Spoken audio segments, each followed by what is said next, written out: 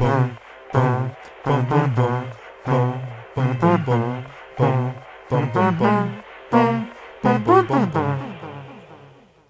à tous et bienvenue dans cette toute nouvelle trilogie du samedi. Et vous, je suis très heureux de vous retrouver pour ce 5e numéro où je vais pouvoir, une fois de plus, vous conseiller 3 titres. Un comics, une BD et un manga.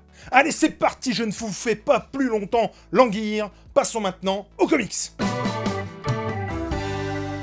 Et mon Dieu, quel comics! Franchement, j'ai fait la découverte là d'une véritable pépite. En effet, c'est un véritable coup de cœur. Écrit par Brian Kevogan, le papa notamment de Saga, et dessiné par Pia Guerra. Oui, vous l'aurez compris, il s'agit de Y the Last Man, ou Y le dernier homme en France. Alors qu'est-ce que vous voulez que je vous dise? Ce comics a remporté l'Oscar, ni plus ni moins, puisqu'on parle de l'Eisner Award, du meilleur scénar en 2005, du dessin en 2008, et de la meilleure série en 2008. Pour vous parler de ce comics, je n'ai tout bonnement pas pu attendre de finir les intégrales au nombre de 5, publiées chez Urban Comics, venant tout droit du non pas moins sacré label Vertigo, autant vous dire que la lecture commençait bien. Alors Y le dernier homme, de quoi ça parle? De l'apocalypse du chromosome Y, de l'extermination de tous les mâles par un mâle dont on ne connaît pas l'origine. La population masculine va donc être réduite à néant. Seules les femmes, donc porteurs du chromosome XX, survivront à la dite apocalypse. Seul reste Yorick, un homme donc accompagné de son petit singe, son petit capucin, Esperluette, un mâle, comme son nom ne l'indique absolument pas, qui n'aura de cesse que de vouloir rejoindre sa copine, elle à l'autre bout du monde, en Australie. Alors forcément, je vous dis ça, je n'ai lu que 2 intégrales et demie. Et il me tarde de savoir la suite. Parce que, mais mon Dieu, que c'est intelligent. Puisque, comme vous l'avez compris, les femmes sont au pouvoir, dans tous les sens du terme, mais sont aussi complètement dépassées par les événements. Alors qu'est-ce que vous voulez que je vous dise? Bien sûr que c'est une critique de la société et du statut de la femme dans celle-ci. Mais c'est là où c'est du très très bon comics. Effectivement, ça commence par nous faire le bilan, l'état des lieux de ce que serait le monde sans hommes et de ce que l'humanité pourrait récolter de ne pas donner assez de place aux femmes. Ah bah c'est sûr, hein, les hommes occupant en majorité les postes à responsabilité, j'ai envie de vous dire, à partir du moment où on éteint des feux, on pilote des avions de ligne, où on contrôle les centrales nucléaires, le jour où il y en a plus, faut pas s'étonner que ça parte en cacahuète. Mais ça va plus loin que ça, c'est-à-dire que ça ne s'arrête pas au fait que les hommes sont des pourris, les femmes vont arriver et tout arranger, ça va être génial. Kenini, ça va plus loin que ça. Il est pas con, Père Vaughan. Bah oui, parce que autant vous le dire tout de suite, ça va pas super bien se passer avec les femmes non plus. Hein. De là à penser que c'est pas le sexe le problème, mais le pouvoir, y a pas des kilomètres. Alors oui, y a des comics comme ça, c'est compliqué de trouver des points négatifs. Et Y le dernier homme en fait partie. Le dessin est très bien, sans faire de fioritures de fou, et en plus je trouve, à titre personnel, que Pia Guerra s'améliore de page en page. Vraiment. Je sais pas ce qu'elle a fait cette dame, hein, mais moi ça me va très bien. Les personnages, haut en couleur, j'ai envie de dire. Yorick, déjà. Alors oui, des fois on trouve qu'il prend les choses trop légères, mais quand on gratte un peu, il y a un petit cœur derrière tout ça. Attendez, vous vous imaginez 2 minutes, hein, 2 minutes, hein, le seul homme dans un monde de femmes. L'agent 355, une femme chargée de protéger Yorick dans tous ses déplacements. C'est juste une femme badass. Une sorte de Jenna Davis dans Au revoir à jamais ou Jamais plus jamais ou je ne sais plus quelle connerie réalisée par Ronnie Harlin.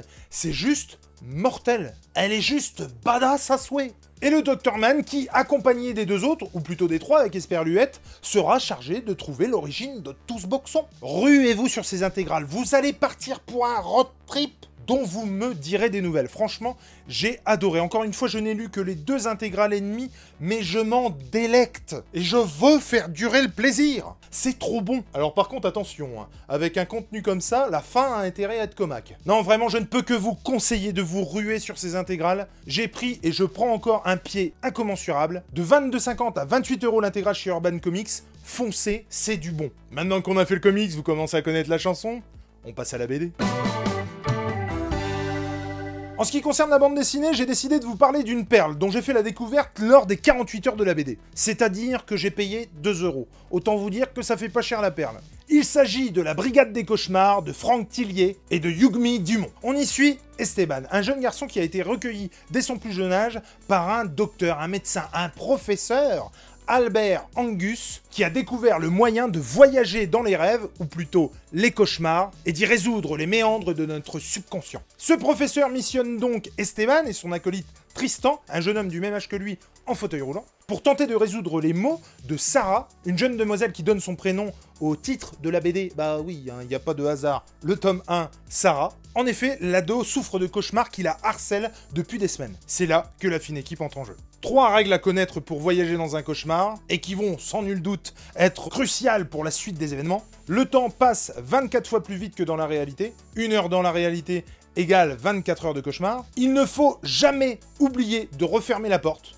Bah oui, vous vouliez qu'il passe par où pour y aller? Et tout ce qui se passe dans le rêve devient réel pour la personne qui y est.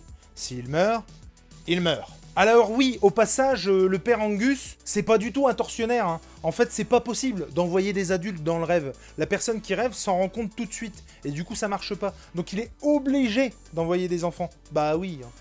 C'est plutôt un gentil quand même. Enfin, jusqu'ici.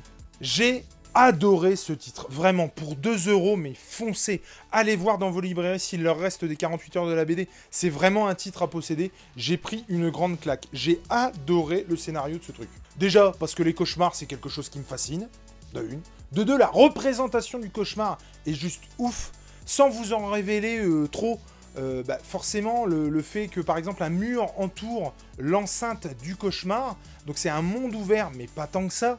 Le fait que des verbes d'action soient marqués sur les emplacements. Alors, je sais que c'est complètement abstrait ce que je vous dis, mais ça prendra tout son sens à la lecture. Et le fait que les choses que la personne dans le rêve voit soient simplifiées par le mot écrit dessus. Alors, je sais que c'est complètement abstrait dit comme ça, mais par exemple, sur un briquet, ce sera marqué brûler. Sur une pioche, trouer. Sur un orphelinat, recueillir. Sur une école, apprendre. J'ai trouvé ça super chouette de visualiser l'intérieur du cerveau comme ça. Comment on répertorie, on catégorie et on pense les choses autour de nous. Et on sent bien que le scénariste a construit toute une mythologie derrière.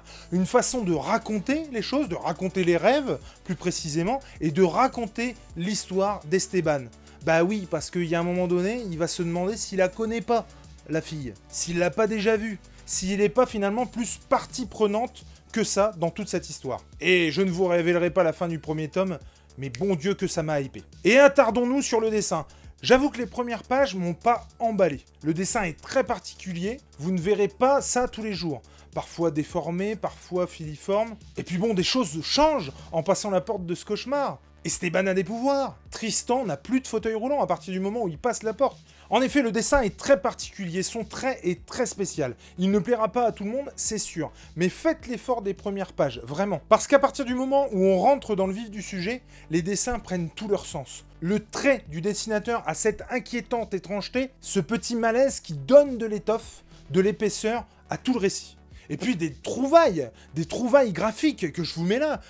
Encore une fois, sans trop vous en révéler, parce que c'est juste ouf. La composition, la disposition des cases, la couleur des gouttières, le fait de dessiner en blanc sur noir, comme si on avait gratté quelque chose. C'est génial. J'ai vraiment adoré cette BD. Je me suis vraiment laissé tenter par les 48 heures de la BD. Il y a 4 tomes, si je ne dis pas de bêtises à l'heure qu'il est. Et franchement, c'est vraiment bon. Je ne peux que vous encourager à lire La Brigade des Cauchemars. Vous croyez que c'est terminé, hein? Vous croyez qu'il n'y en a plus de pépites, hein? Eh ben voilà le manga. Et aujourd'hui, je vous parle de Démocratia de Motaro Mase. Alors Démocratia, qu'est-ce que c'est?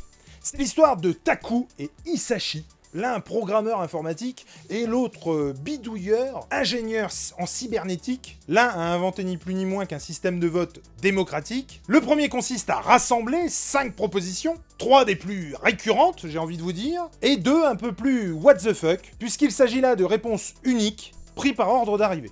Le second vote consiste donc à voter parmi ces 5 propositions. Hisashi, lui, expert en cybernétique, a inventé un robot à l'apparence humaine plus vrai que nature. Il décide de s'associer pour décider des faits et gestes du cyborg, en s'appuyant sur le système de vote de Taku, et en laissant faire 3000 personnes.